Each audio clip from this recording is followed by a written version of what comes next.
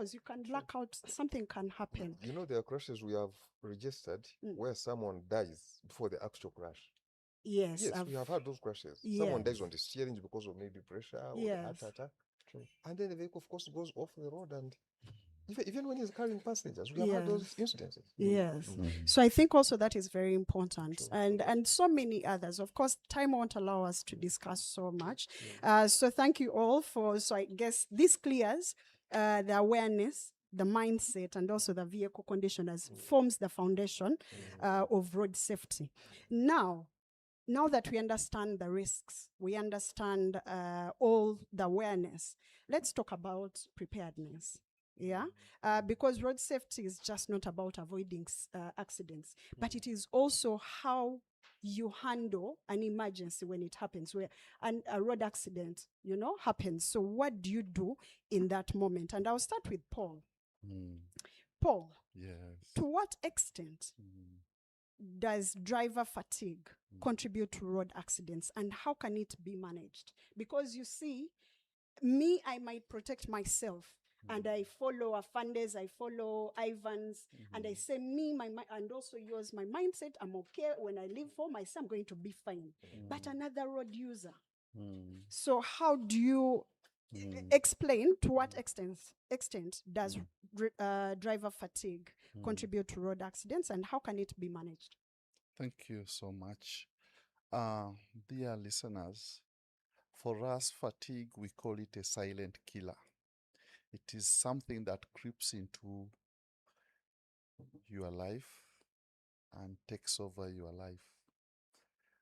Fatigue is a mental, physical, and emotional tiredness that affects the person's ability to perform.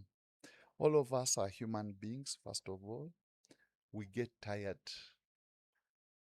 Even animals, every animal gets tired. And fatigue impairs performance by reducing our attentiveness, slowing down our reaction time, and affecting our judgment.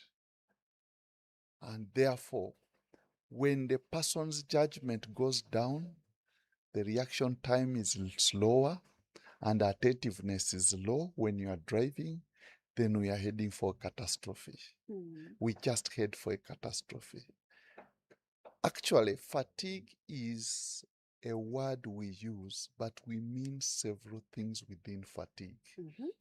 We mean anxiety, we mean fear, we mean stress. And ask them, what is stress? They said, but is there anybody who does not know stress? So it means stress, it means sleep deprivation, it means drowsiness. Now, it means depression.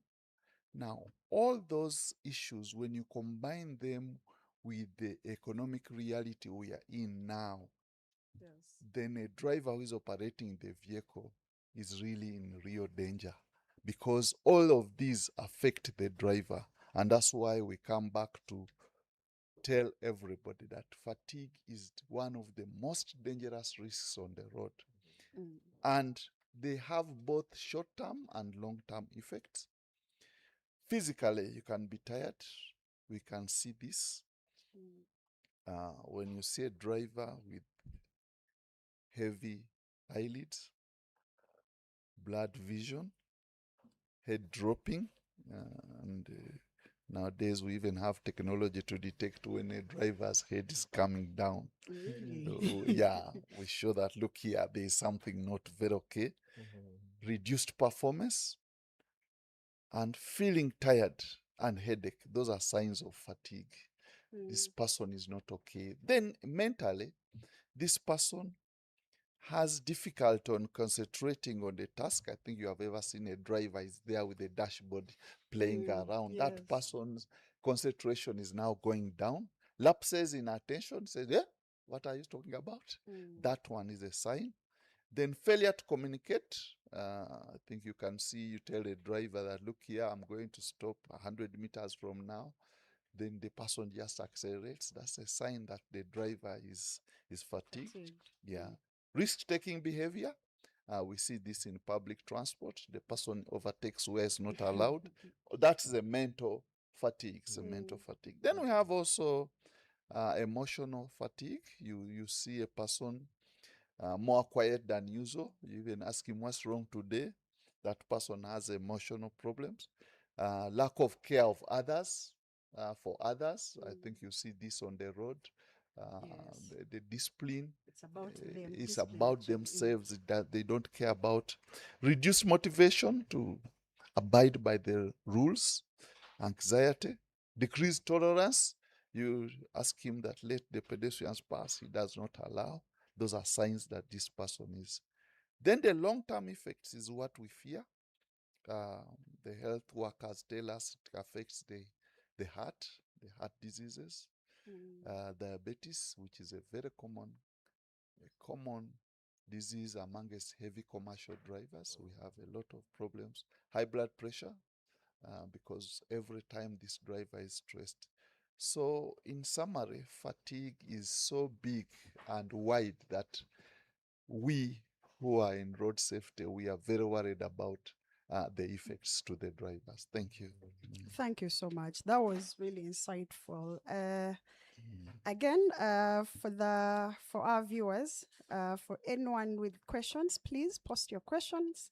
We'll be getting to them very soon. Thank you, Paul. You know, when you ask someone about fatigue, it's about you're tired, the body is tired. Let's say you've traveled from east to west and now the body is tired, then you shut down.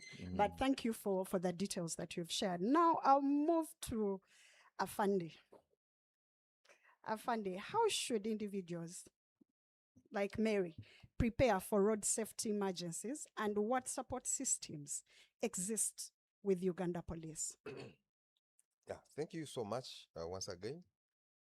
It is important to know that post-crash management, for us we term it as post-crash management. A crash has occurred. How do you respond and what next? We have also seen some people lose their lives in that process.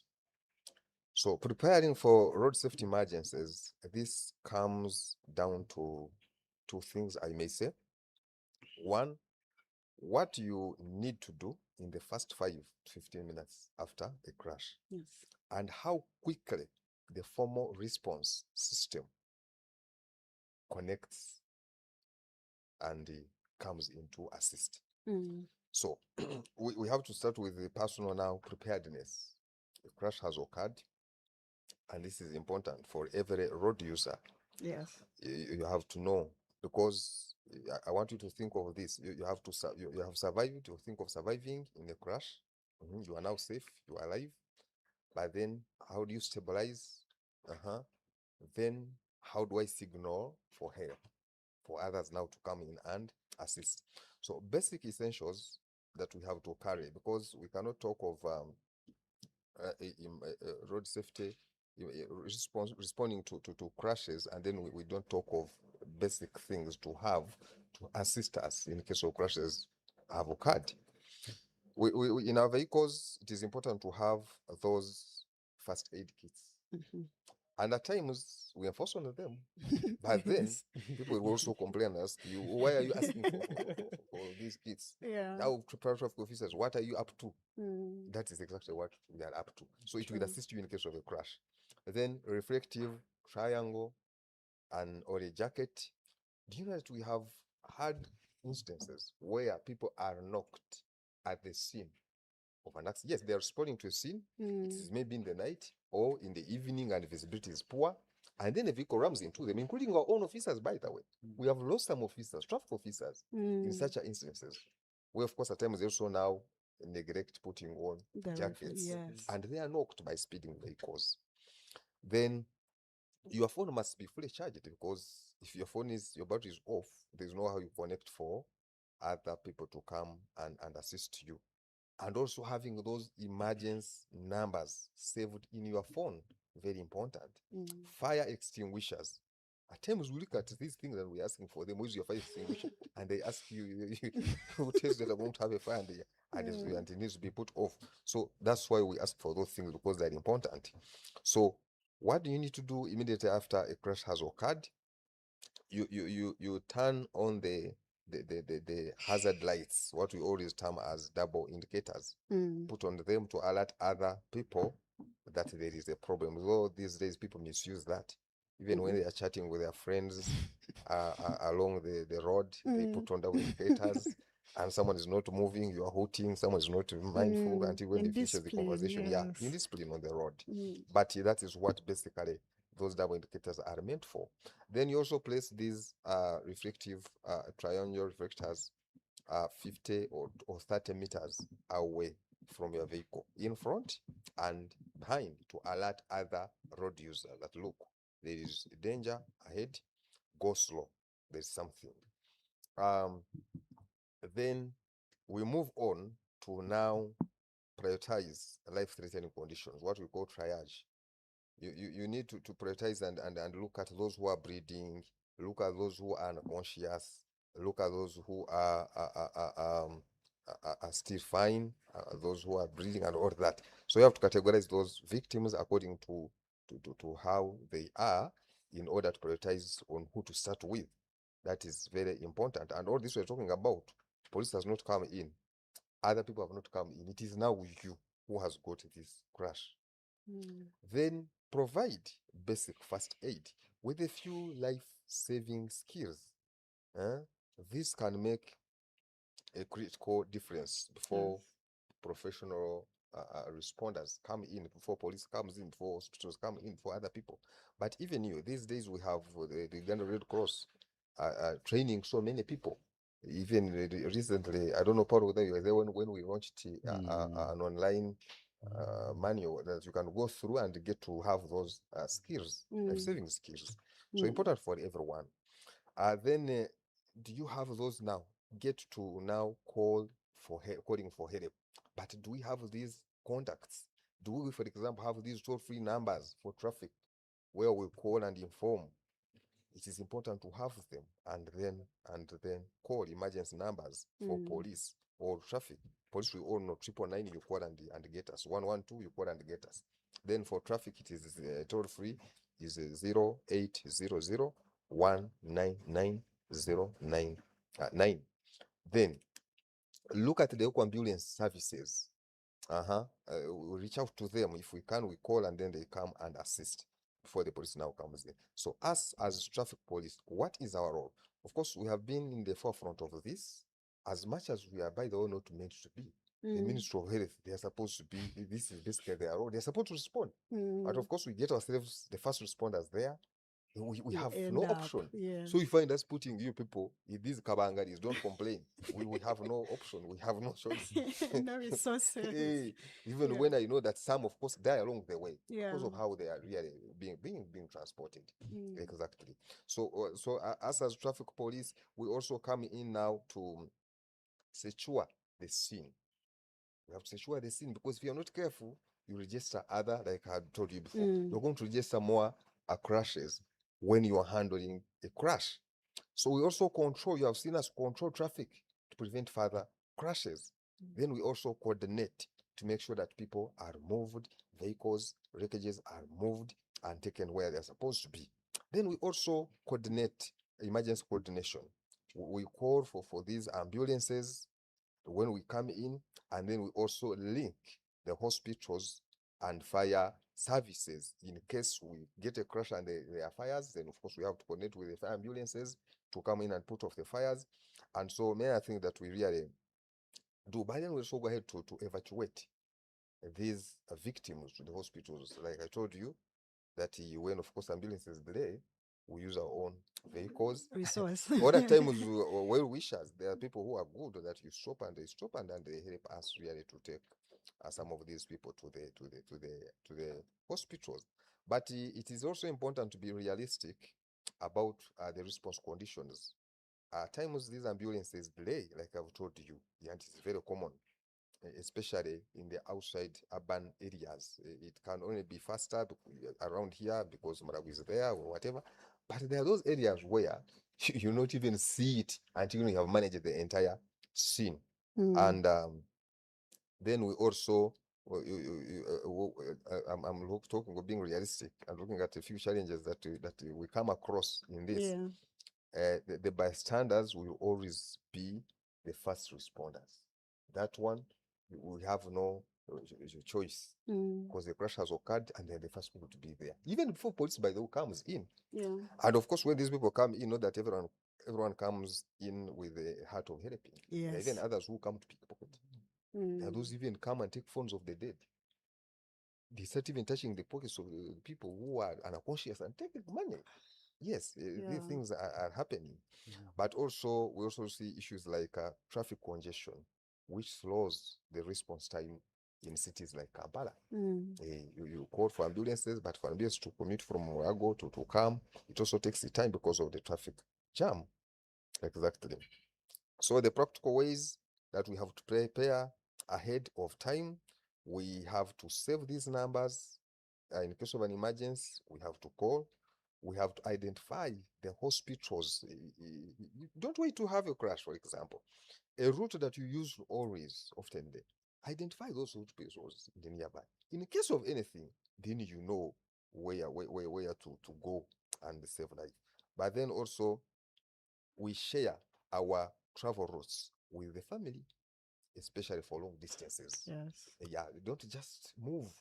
We have seen situations where a crash occurs and we are stranded with the bodies of people for days and weeks because someone did not communicate where they were going. And they're like, we have someone here, they're saying, or even they deceive these girls here. Sometimes they deceive and say, I've gone here, when for them they are going somewhere else, and they get crashes. They are there in the mortuary. Of course, we cannot know. The parents are comfortable, like, our daughter is somewhere. When the girl went somewhere else and got a crash and is dead in the these things are real. These things are real. It's not a movie. These things are real. Then for the companies, how do we prepare? Training our drivers in defensive driving. My senior is here, an expert, and this one here. Then also in emergency responses, establish internal emergency protocols, use vehicle tracking to respond quickly. Yeah, you get to know that this has happened immediately using your trackers. You don't have to wait for people to call, because it is possible that you may not get someone to call, but you have these trackers and you are monitoring on what is happening, and then you respond. So in our country, these responses to road safety emergencies are not handled by a single seamless system. Absolutely not. They rely on a chain of response. You, the first person, then the bystanders come in, then police comes in. Now we see the ambulance, then now the hospital take over. But you, as an individual, it starts with you. So the strongest link in that chain is often the first person. The first person on the scene. That bystander who comes in first, the crash has occurred, the person who comes in there, that plays a very big role. So if more people are prepared to act safely, provide basic care, alert authorities quickly, the survival rate and outcomes after crashes can significantly improve. Thank you so much. I think that was really, really detailed. How we prepare and how we respond, and what the which systems we have in place to support us should we have these emergencies. Now, before I get to you, Ivan, first and foremost, I want to thank Uganda Professional Drivers Network, who have been our partners, Paul, for 2 years now. Working with Movit, training us, ensuring that we do what is right. So we want to thank you again. So now also the questions are coming in. Please send them in, and I understand I guess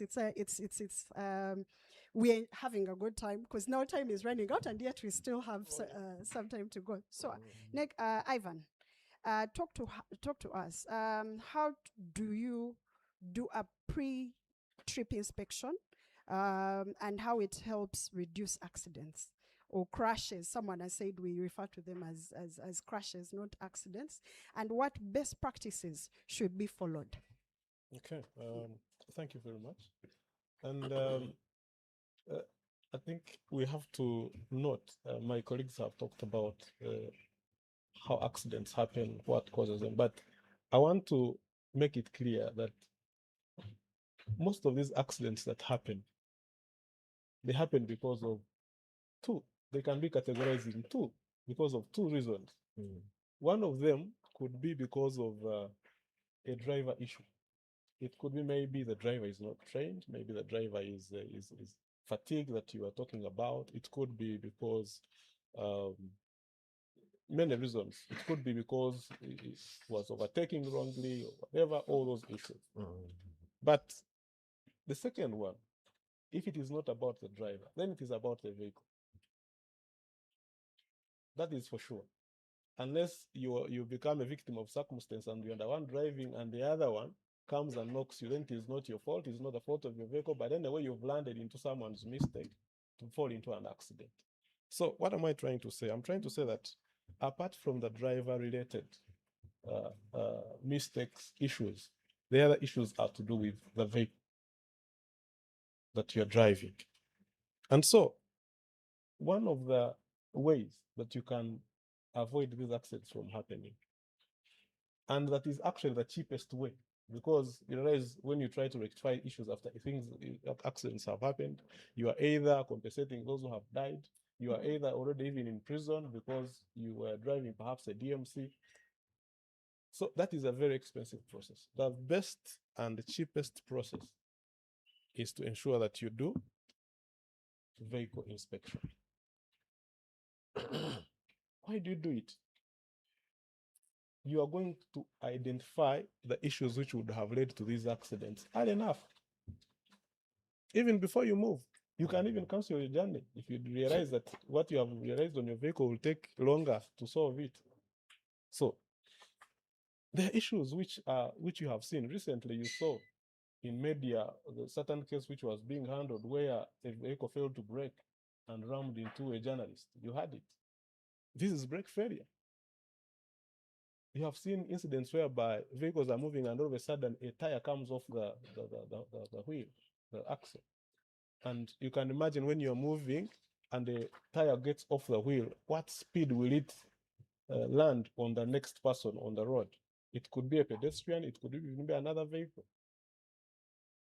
Look at, you're moving and your lights are not working. I'm trying to highlight if some of the areas that have led on vehicles that have led to accidents, poor lighting, loose cargo. You are moving and all of a sudden things fall off your vehicle and they begin to hit borders, they begin to hit pedestrians, or even the vehicle loses balance and falls. If you checked your cargo before you moved, what impact would that be to you, to your journey? Dashboard warnings. I don't know if all of us, those of us who are online, who can be able to tell if you were to start your vehicle and you started your engine and you saw certain, are you able to interpret those lights that you see on your dashboard? It could be that your engine has issues. It could be that your battery has an issue. It could be that your airbag is not working. And in case of an accident, it won't help you. And it could be your seatbelts become non-functional and many others. So if you realize these things early enough, then you would try as much as possible to fix them before you start a journey. Imagine you started a vehicle and it has flat tires. What would happen? Yeah? Imagine you started a vehicle and it has on your wheel, it is missing about 6 or 7 nuts. The chances are high that before you even reach, the wheel will get out. So some of these things, if you see them early enough, you are able to avoid such maintenance or vehicle condition related accidents from happening. So what should we do? What main practices should be done? Like we had already hinted in our discussions as we started this webinar. We talked about pre and post trip inspections, and I've highlighted which areas you need to look at. We talked about preventive maintenance schedules. Do you regularly maintain your vehicle? And I'm sure most of you who have access to vehicles, you know what you need to do. You know the recommendation on the kilometers you're supposed to service your vehicles after. Driver training, we talked about it. But also records. sometimes your vehicle faces issues and we never keep track of what issues have occurred on my vehicle over and over again. And so you keep having repetitive issues. So if you have these records, they will help you a lot. But also, one of the things that I have seen in Uganda, we love cheap things. And everyone who has a vehicle, I know you try as much as possible to reduce your cost to make sure that you spend less and enjoy your comfort, the comfort of your vehicle. But at what cost? You'll find that when a vehicle breaks down and you are negotiating with these mechanics, you're like, he tells you this part and you're like, what else is available? You want to look for, is there an alternative? You want to look for the easier way to sort a problem on your vehicle. And as a result, we end up getting fake parts for the vehicles. And so you'll fix it, you think you have fixed the vehicle, but you have put a fake part, and before you reach further, your vehicle has a breakdown. You're like, I've just put brakes. Why is my vehicle not braking? You got fake brakes from somewhere else, and you think that. So it is very important that we get genuine parts, but also important to note is that you need to get, if you can afford, but that would be the best, have the OEMs, these original equipment manufacturers, to service these vehicles. Like organizations, if you have, for example, a Toyota vehicle, if you could afford, it would be better to look for, I don't want to market for someone here, but look for those who are licensed to service those vehicles. If you are driving a Scania truck, if you are driving a Howo truck, look around who are the experts in this area, because there you're able to get genuine parts. You are confident that what they are doing on the vehicle, they really know it. Then, of course, the other thing is about if you are an organization, you need to have qualified people who are able to implement these things, who are able to check, have these regular inspections, follow maintenance routines to ensure that what is recommended for that vehicle is really being followed. So as I conclude, and we have to note that inspection, this is that, like I had started, as I said when I was starting, is the most effective way and low cost way to make sure that you keep your vehicle safe. This thing, you have had a breakdown and then you go to repair. Yes, you do a repair, but that is not the best way. So you have to ensure that your vehicle maintenance process is really firm. Your schedules are really firm. If you're an individual, you may not have a schedule, but you really know you have the records, make sure that you follow them. That's it. Thank you, Ivan. So in the interest of time, we're going to be really, really brief for our next session. From this session, preparation is what turns risk into control. And that's what everyone has spoken about, So I want to thank you for all the insights that you've shared. So, but beyond the systems and policies, road safety ultimately comes down to behavior. Yeah?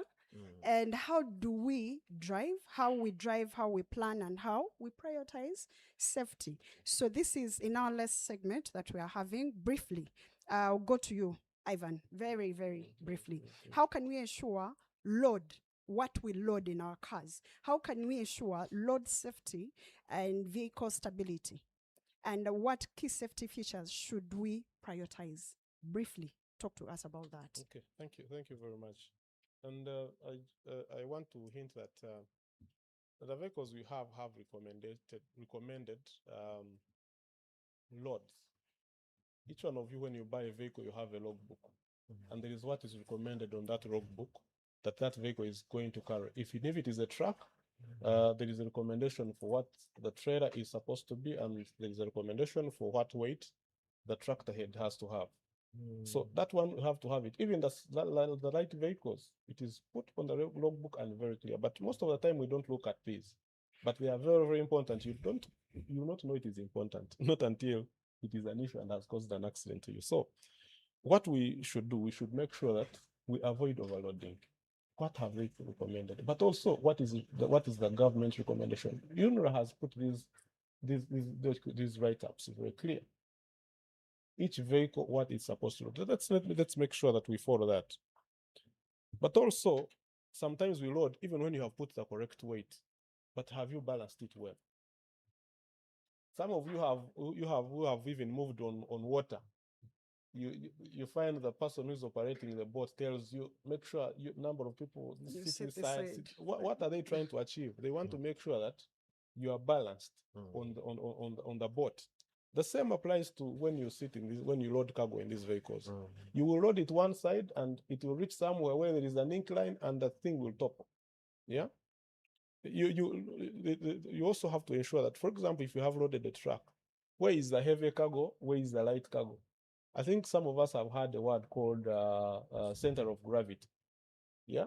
When as you go higher, you are lowering the center of gravity as you move higher. As you go lower, you are strengthening. When more weight is up, the center of gravity is raised, and therefore stability reduces. So when you are loading, you have also to ensure that how is my cargo? If it is heavy, I put it down. If it is light, then I put it on top. But also, how much do I put in front? How much do I put behind? How much do I put in the middle? That is very important to note. And all these guidelines are very clear. That's why even our Ministry of Works, those documents are very clear. For example, what should be in each axe. That's what they are trying to achieve. So that is very important to note. But also the other thing to note is about making sure that your cargo is secure. You may load it like that, but how secure is it? You have seen people who are moving on the road and there is loose cargo, bags are falling, things are falling apart. So make sure that if you load cargo that is movable, secure it enough, either with chains, either with ropes, but also strong enough to secure that cargo. So that is very important to note. But also when you are having this cargo, when you are aware that you are loaded heavy cargo, how are you going to drive? I think those are some of the things that when you attend defensive driving, you are able to pick them because you are able to respond, you are able to drive in accordance to the environment. And the environment is also the vehicle that you have around you. So that is very, very important to note. But also training. We have hinted about training and people who are, all of you who are watching, and people perhaps who are part of organizations and are watching us, this is very, very paramount. Sometimes we think these things are very expensive, but you don't know how much they will cost you if you have not conducted it.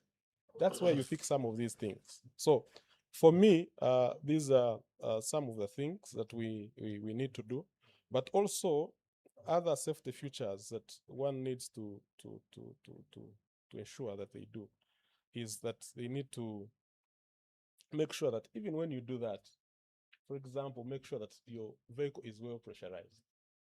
Sometimes you have such cargo on your vehicle and you find the vehicle is the tires are not inflated well, but also if you have done that, you exceed the recommended pressure. And that can also be an impact. That's how you see people getting tire bursts. The tire was in a good condition, it is very new, but you get a tire burst. And you wonder, where did it come from? So those are some of the things. Some of the things that make loads not balanced. You have this tire is having 35, this one is having 40, this one is having 60. So what do you expect? The vehicle is not balanced. So they look small things, but when not given attention, they can be a very big problem. Some of the behaviors like speeding on corners. You know what happens when you reach a corner, how that centrifugal force is pulling you towards the other opposite side. So imagine with that load and what happened. So these are some of the things that we can do. But also, in addition, we need to make sure that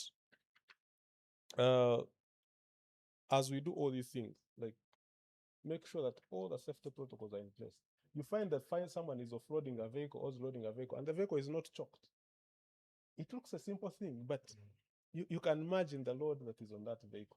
And if anything happens and it is not choked, what happens? So there are quite a number of things that you can do to ensure load safety. But some of these, if really put into practice, we can really have safety and accident related to insecure roads, overloading and lights prevented. Thank you, Ivan. So now, before I get to Afande, Paul, Yes. talk to us about what organizations can do to improve driver fitness and balance safety versus productivity. Thank you very much. And I want to thank you, first of all, for acknowledging UPDN for what we are doing, and we want to thank everybody. Yeah. Now, in regard to safety, we say safety first, but safety at times ends up in trouble because organizations will tell you productivity first, sales first, safety later. And that's the compromise that it's a war that we fight. That, okay, what do you want? Do you want productivity to go down because of safety? No, we don't want that. Do we want sales to go down because of safety? We don't want that. But safety must be prioritized. And how do we do this? We start by safety policy of the organization. For instance, let me just pick one thing. We discourage as much as possible night driving.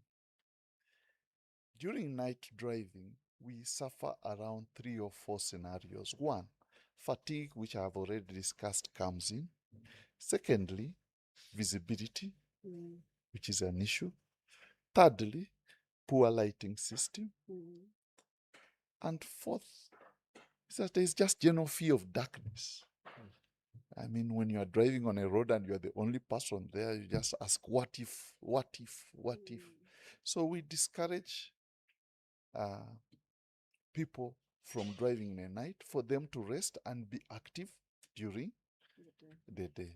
Secondly, we require employees to have enough rest. I don't deny in life they are what we call night animals. People who are more active in the night than during the day. We don't mind about that, but have enough rest. If you don't have enough rest, you'll have a problem. So for organizations, what we do, we tell them that what is your occupational hazard and health system? How is your OHS system? Is it working? Is it prioritized? Is it in place? Is it being implemented? So occupational health and safety is very important and contributes very much for the organizations, whatever. It's not just only that. We also have health, safety, security, environment issues. They all contribute towards safety in a way that a driver is operating within that control environment where safety is enabled. And I like that once safety is enabled through those systems, you will have a very safe environment in which safety and productivity is achieved. I don't deny at times there are issues.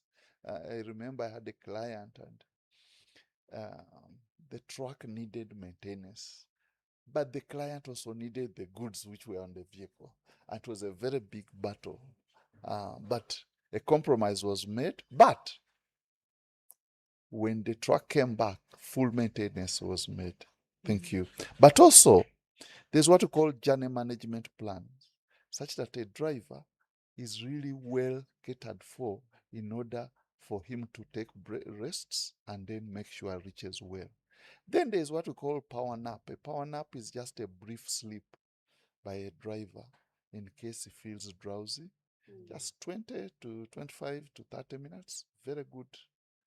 Then we also have stop centers where you stop and then all this. But lastly also, if a driver does not have enough sleep and enough nutrition, eating well, then you will have problems.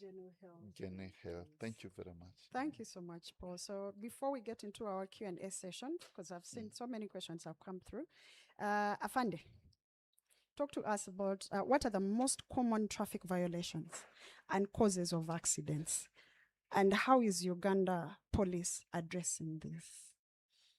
Yeah, thank you so much, moderator.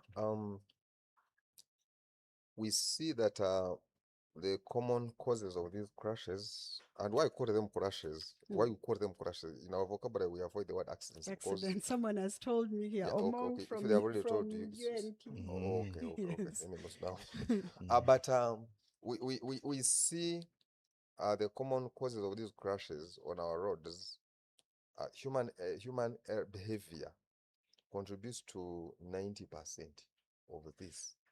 And if I'm to be particular, we look at speeding and careless overtaking to have been the most contributors of these crashes, actually fatalities in particular. And these alone, two of them, contributed to 42% of the total crashes. Speeding and careless overtaking. When I talk of careless overtaking, I talk of a situation where we overtake where we cannot ably see what is ahead of us. We overtake in corners, we overtake in busy places, we overtake even when other vehicles are overtaking. We overtake even when there are so many vehicles ahead of us, so that if an oncoming vehicle or a vehicle that is supposed to be using the lane that you are borrowing to use comes, you have nowhere to go.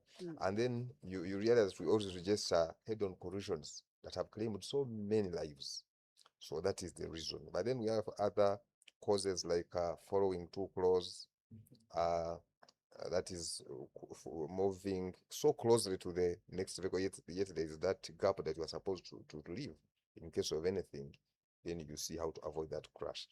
Then sudden entrance, those that just enter into main roads. Then sudden turnings, those that just make U-turns and face where they are coming from. All of these are the major issues that have caused crashes on our roads. Yet it can be avoided. True. If we look at speeding, if you look at careless overtaking, that contributes to 42. If we choose not to speed and to overtake carefully, then we're going to cut these crashes by almost half. And that is the biggest achievement. And what is hard, if I may ask myself, what is hard there? That I'm going for Christmas, yes, but I choose not to overtake where I must not overtake from. Or I observe the speed limits. There's nothing hard. As Uganda Police Force or Traffic Police, we are not, of course, seated. We are trying to do our best. And what shows we have a number of operations and enforcement that are ongoing even up to today. We have operations codenamed Alive. If most of you are good travelers, you have seen us, we get you these days. Actually, we don't burden you so much. We just park your car. You're still going to buy the tire that's not there. And when you put the tire, you'll just move. And still moderator people will call and say, hello, I'm being inconvenienced here, please help me. I must really move. Even when you're buying your own tire. Yes. Even where we have chosen not to punish you, but just buy a tire and proceed. So we are doing these operations and they are moving on well. Hopefully they will really yield some good results. We have checkpoints where we are looking at these drivers of buses that are making return journeys that do not have badges and checking a lot of things. You have seen our operations of drink drive. These days, even now, when we look at you being fatigued, we may think you are drunk. We are forced to put on you our machine to be sure that you have not taken anything. So all these are ongoing, but we are also using, we are trying also to use our CCTV cameras for those that are speed.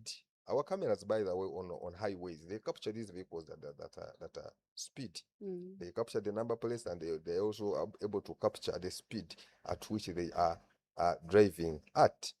But we are not stopping at enforcement and operations, but we have also gone ahead to collaborate with the stakeholders, government institutions, and other stakeholders, the CSOs, and so many other partners. How best we come together to really prevent this disease of crashes on our roads. We are so much in touch with the Ministry of Works and Transport, and we also do sensitization, by the way. We do sensitization. Actually, that is what I had in the directorate. And we sensitize, we target primary schools, these school-going children. We target them to build that culture in them, that they may grow having that culture, because we are tired of fighting with old people. You even find a professor who does not put on a seatbelt, he's waiting for traffic. When he sees us, that's when he puts it on, really. You don't need that. But that is something that grows up with these children. Then when they grow, they continue doing some of these things. We also target the vulnerable users. We have seen that they are the most affected. So we have these campaigns that basically target these vulnerable road users, Such border as- borders, these riders, those that use the motorcycles as their means of transport, the market vendors. We go to them and engage them in some of these sensitization campaigns to promote behavioral change, and for them they may also know what role do they have to play. And as far as road safety is concerned, we also have a program that takes road safety to the grassroots. Let's involve everyone. We look at the LCs, we look at the LCs, the market leaders. Moderator, road safety becomes so difficult if we think it is only police to handle. It has to be really everyone's, like how you started it and how your topic is there, that a shared responsibility. Getting to the situation where we have to, if for example we look at 5,383 people dead as Movit, we look at them as clients lost. Yes, I'm sure these are people who are using your product. So if they die, we are losing. And I think that is why you have come up with such a thing, because at the end of it all, it also benefits you. So we have to take it to that level, and we engage everyone to make sure that everyone is involved. What is my role? If I don't do this, what happens? These people who are dying, am I affected? Yes, I am. I didn't tell you that the majority of the people who are dying are the youth below the age of 35. They are the majority dying over the statistics that are shared. They are the majority. And this is work labor force that we are losing as a country, and absolutely the economy ends up also being affected because we are losing the energetic and the most energetic people. So we do a lot. We also driver testing. We test these drivers to get to the roads. It is us to give these exams before they get these permits, then licenses. Then we also inspect the roadworthiness. Only now it has been moved to the ministry where they're going to use these machines, which is also good. But as of now, we have the inspector of vehicles who check these vehicles. They are qualified, they are engineers to make sure that they are really roadworthy. We also, we actually a source of data. Whoever you hear talk about the data of road crash, it is from us. So most people think it is we just go to the roads and solve it, because no, this is what we do beyond what you think or what you see. So we organize this data, and of course this guides for the policymakers to make proper policies, and we also identify the black spots. So these days we are as much as these days we are saying that we are trying to neglect the word black spots, because more than 85% of these crashes were on straight roads. Yes, and like before, where there would be corners, these days on straight roads where you see like 3 kilometers ahead of you, is where we are just saying these crashes. So basically, we are doing a lot. But it's not enough. It's not enough. There We is can't more do it work to alone. do. We need everyone come on board, like what we are doing here. Like what we're doing, yes, Yeah, that's what I at was the end of going it to all, say. at the end of it all, Yeah. this is also going to contribute to our achievement. If there are people listening, I see these people here sharing very good knowledge, that if really we take it in and we improve on our roads there, we improve on our behavior, we are going to save lives. Even if we cut by 5 people, it is a great achievement. Yes. Yeah, if we have to release the statistics of 2026, we see that it has reduced, even if it is by 5 people. We say it's because of the other thing organized by Movit. Session. Yeah. Thank you so No, much. I really want to commend you for the work done as Uganda Police, and this is also our way of adding onto your voice to the community. Absolutely. And saying, this matters. It's a shared responsibility. It is mine and it is yours. So this really highlights the road safety, that road safety is not just enforced, but a daily practiced routine. Like for me, when I leave home, I decide and say, I'm doing this. When Afande leaves his home, he says, I am doing this. When Ivan leaves, when Paul leaves, like if we are intentional, I believe we can reduce. Now, getting into our Q&A, I already have some questions. Of course, Afande, most of you people want to know. So the first one was just a point of correction. Ndugu Omongo from UPDN suggesting that we refer to, road accidents. We refer to them as road crashes rather than road accidents. Thank you, Omongo.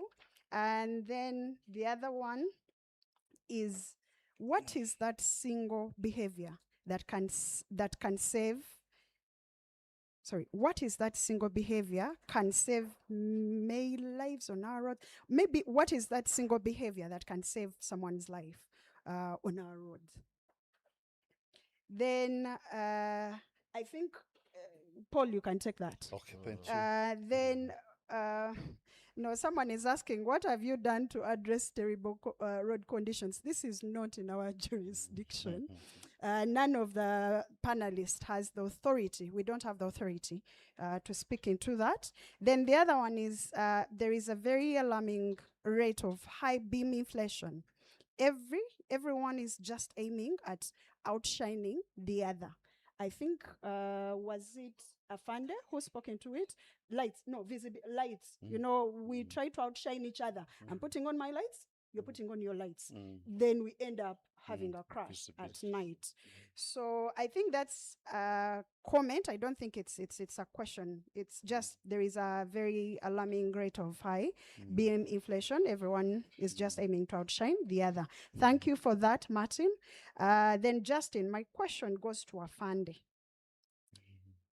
Afande is, do we have any policies or regulations that limit the working hours of private tax kawunyemu, I think, kamunye,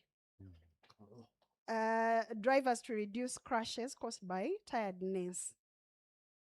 The question is, do we have any policies or regulations that limit the working hours of private tax kamunye drivers or taxi drivers? Do we have working hours for them to reduce the crashes caused by tiredness? Because I think from morning, from like 5 to like 11 p.m., they're still on the road. I don't know if they have like shifts, something like that. I think that is Justin wanting to know that. Mubangazi says, between Luwero and Kirandongo districts, the road has potholes which contribute to road accidents. What is the government doing to reduce? I think this is not, we do not have the authority, Somali, for us to speak into this. Then Melody asks, borders are major contributors to road accidents, particularly within the city center, where their numbers are really high. Could you share the specific measures that have been implemented to regulate their operations and reduce accident rates? Are these measures even effective? And then we have Nicholas saying, kindly share emergency contacts per district, as our drivers cover the entire country. Then we have Janice, to Mr. Kananura, is there a policy for all logistics companies in Uganda to train their drivers defensive driving? I think that is for Paul. That's for Paul. Janice, that's for Paul. And then Blair says, my question goes to SP. Why have we normalized the use of motor cars, 7-seater, as passenger vehicles up country? And also, can we find a way of making sure that the enforcement team performs its duties without putting people's lives at risk because of 5K? Then we have, how can protocol drivers be held accountable to follow safe driving principles instead of overspeeding and unsafe overtaking, putting our lives at risk? Then Ivan, I have someone, as the transport manager at Movit, have you mapped high-risk routes within your journey management plan? If so, could you explain the methodology you use to identify and manage these risks? The last, okay, I think that's our last. So briefly, again, we've run out of time. So briefly, we'll start with Afandi. I saw you are taking notes. So with those, what can you say about the concerns and questions raised? I'm going to respond to those that concern me. Yes. I will start with the issue of swiveling lights.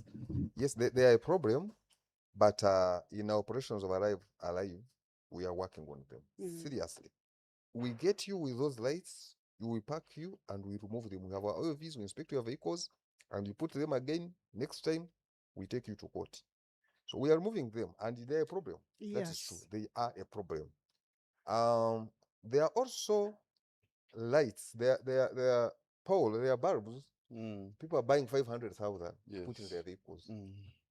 So when I say that road safety is not a one man's thing, for us we may be on the road regulating seriously, but as long as those bulbs continue being imported, they will still come and people will still buy. You remove them today, they go and They put them break. on. So those are some of the challenges really that we go through and face. Those bulbs are very terrible.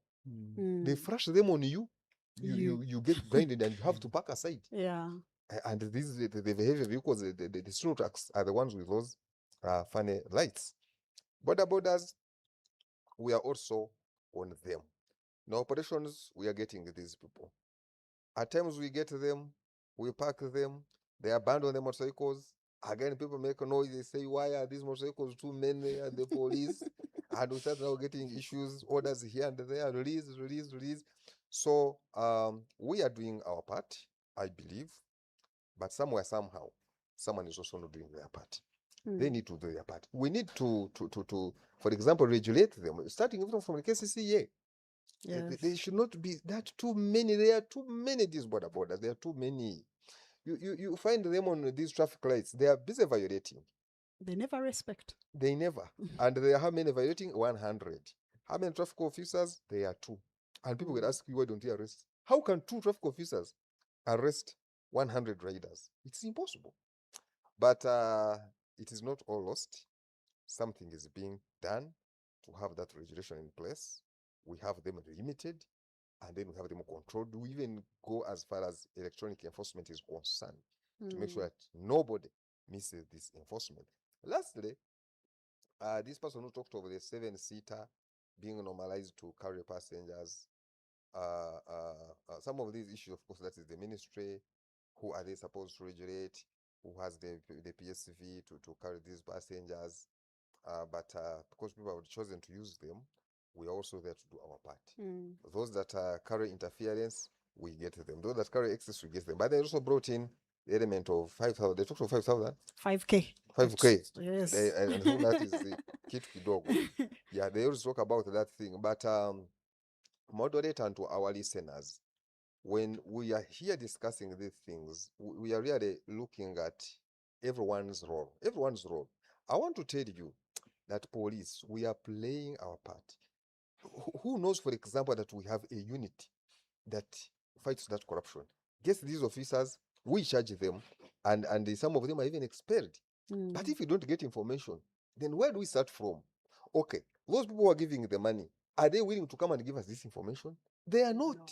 How many of these people, I always tell them, ask them, I've never had anyone call me and say, Kananura, I'm here, I'm about to bribe your officer. What do I do? Nobody. They wait for you on television, they wait for you on TV, they And start then they calling and ask. saying, we are tired of your corruption. Who aids this corruption? You, the bribers. Corruption is a two-way. The giver is a problem, and more a problem than the receiver, because who initiates it? The giver. Yes, these things are very serious when we talk about them. If you don't give, then what is he going to receive? Don't give, and I see what they will charge of you, or what they blame you for. So let me do my part so that I don't have to pay the 5K. Exactly. So we are getting challenges. These are facts. We are getting issues because even the givers enjoy it. So that's why we call on the public. If you are seated in that vehicle, don't keep quiet. It's like someone is really exchanging your life with 2,000 or 5,000. Don't keep quiet. We give numbers. We give these toll-free numbers. How many of you have called and said, I'm seated in this vehicle, ABCD is happening, and we have not acted? How many, very many people in this vehicle, the 7 passengers in this vehicle, moderator, 6 have smartphones. How many of us have recorded this evidence? And for those that have done it, we have used this evidence and charged our own officers. So let us really help each other. Help us, and we also help you. Don't keep quiet and start lamenting. When you lament, you die on the road when you're not aware. And another thing, lastly, as I conclude, you have heard of interference to safe driving. Four people sitting in front of the vehicle. They are human beings. They're not sacks of charcoal. They are human beings. There are even people who come to the stage and say, I want the one which is already full. Why do you look for the one which is already full? Huh? So you imagine that one will also collaborate with the police to fight such? No. That's what he enjoys. So what do you want us really to do? It means that that person will never raise a phone call to call and say, police, I'm in this vehicle. Though some, of course, call, but the majority will not call. And we cannot be everywhere. So coming here is really telling you, get out of sleep before you die. It is your responsibility. Safety starts with you. Let it start with you, then it comes to us and others. Then we see how best to really help one another. Thank you. Someone asked for the numbers. Yes, the numbers I can give. Okay. We have a toll-free, which I gave actually. Okay, but just maybe one number. Yes. It is a toll-free 0800 199 099. We also have a WhatsApp number. You may fear to call because some drivers are stubborn. You call and they say, buy your own vehicle, get out of my car. They're also stubborn. But we have a WhatsApp number where you silently send your message, tell us the location where you are, the number of the vehicle moving in.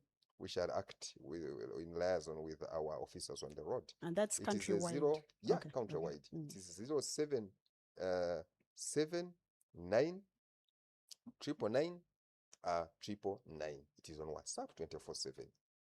You can even try them now. Call or even send those messages. We are going to pick. But of course, call when there's a reason. A reason as well. Don't just call. Just call and don't just send messages. So you've had the numbers, you've had the contacts. Please, you can reach out. But also social media platforms. Yes. They have helped us a lot. A lot. You are very active. On Twitter, we monitor. We have a unit that monitors social media. Any component you put there, we pick it and follow it up. So Twitter, TikTok, WhatsApp, please put your issue there.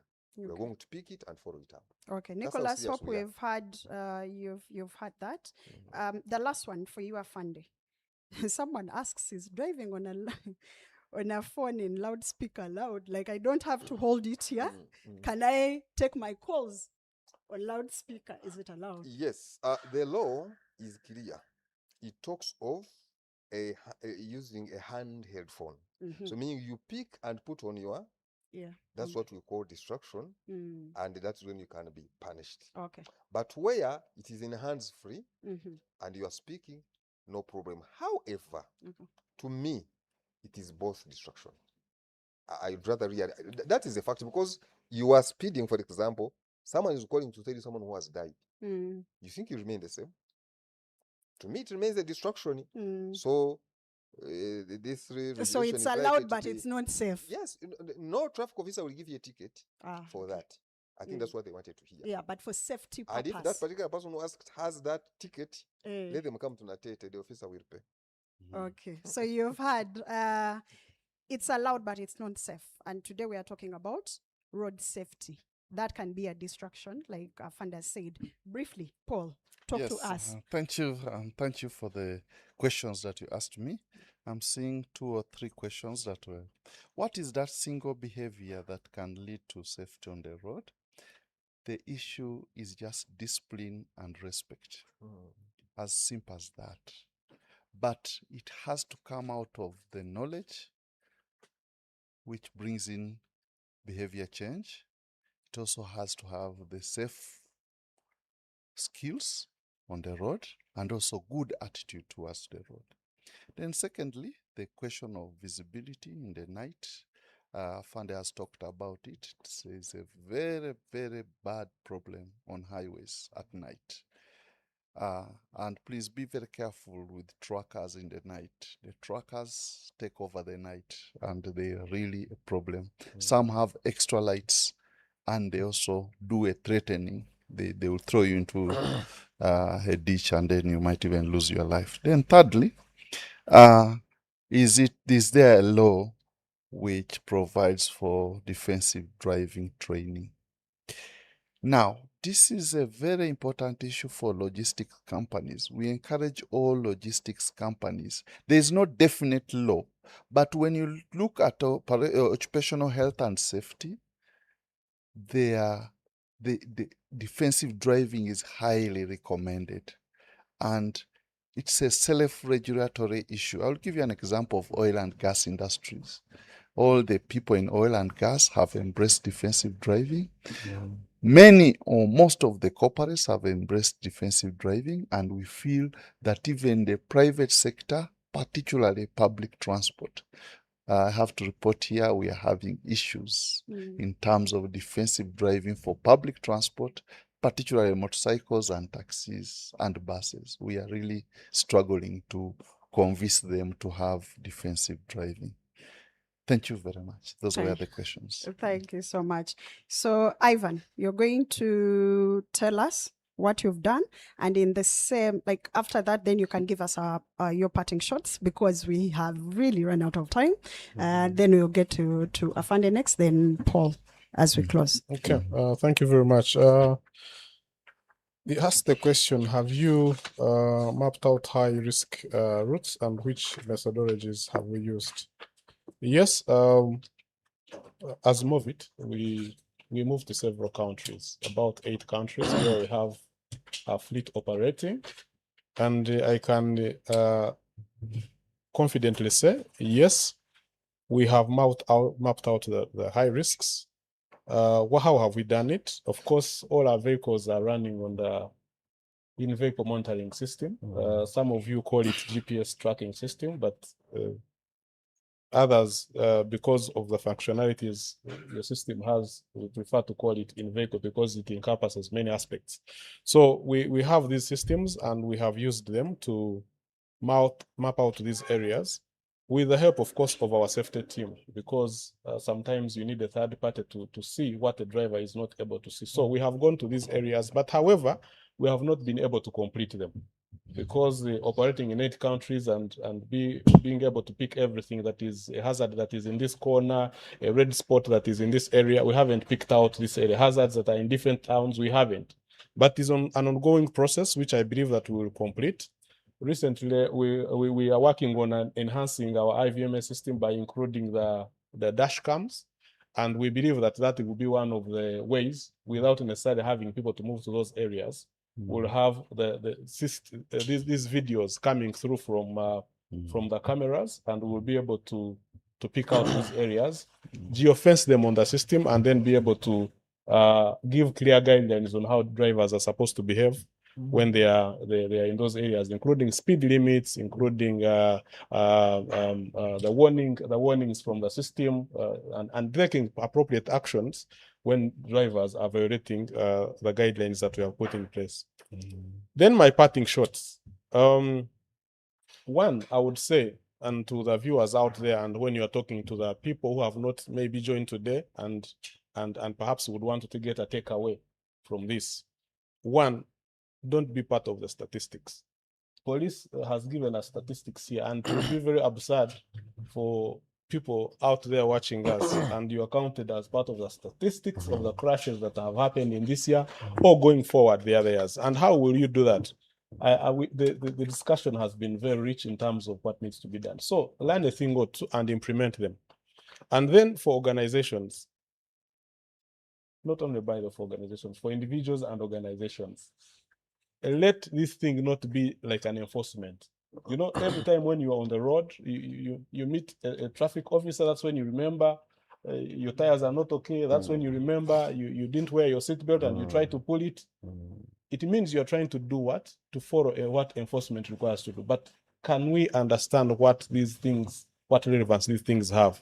And when we do that, then we will take it as a daily responsibility to ensure that we comply. And I believe when we do that, then we will have few struggles, we will have few crashes all over the country. Sure. And we will have more customers as Movit. Thank you very much. We want you as our customers, don't die. Afande, briefly, anything that you've not said that you'd want the audience to know, that one thing that you feel like can save someone, or anything that you feel like you can tell us. Thank you so much, moderator. I think really I've said it all. However, let's know that road safety is a collective responsibility. Don't ever think that this is the role of a few people to play. If we think so, we are going to continue having challenges on the road. My fellow panelist here mentioned something that fatigue is a silent killer. And that is it. But if you come to our enforcement, we don't have machines that can detect that fatigue. So it is you, basically, it is you now. If you wait for us to check you, forget, potea, forget, and you're going to get issues. So it is you to know that I'm weak, let me rest. And my life is more precious than any other thing. And if we get there, for sure, I have showed you how human behavior contributes to more than 90% on the road. So if we choose to behave, these crashes are going to be cut. They are going to be reduced by all means. So let's all play our parts. Let's all play our part. Let's all do what we are supposed to do to ensure that there is road safety on the road. And lastly, I thank you, Movit, for this, and let's really continue, because in Uganda they say embulire tefa yonna. Yeah, somehow, somewhere, lives have been saved. And thank you. May really God bless you. And let's continue at this pace. We are going really to achieve much. Thank you. Thank you. Paul, Yeah. that one thing that you want to tell us. Yeah, thank you very much. We have talked about the other risks, and Afanda has been very clear. Speeding. There are other risks. Distraction. Distraction is a big problem. Drunken driving. Fatigue, I've talked about it. Use helmets and use seat belts. I want to thank you so much for listening to us, but please implement safety. Safety has all the benefits, and being unsafe has all the dangers. Thank you very much. Thank you so much. As we've come to the end of the session, and first, I want to thank our panel. Panelists, thank you so much for taking time and joining us to have this important conversation. We do not take this for granted. For Uganda Police, we appreciate all the work that you do. We appreciate our partner, UPDN. Yes, so we thank you so much. And lastly, we thank you, our audience that has been with us till now. If there is one thing I would want you to take, is road safety is a daily decision. When you leave your home, be intentional. Let's stop having bad manners. You know, we are so indisciplined that we think about ourselves. We do not consider other people. So if there is one thing I can say, is road safety is a daily decision. For every journey we take is an opportunity to choose safety for ourselves and others. So on behalf of Movit Products Limited, thank you for being with us till now. Thank you for joining us. And we wish you safe journeys always from us to you. Thank you. We done. Did I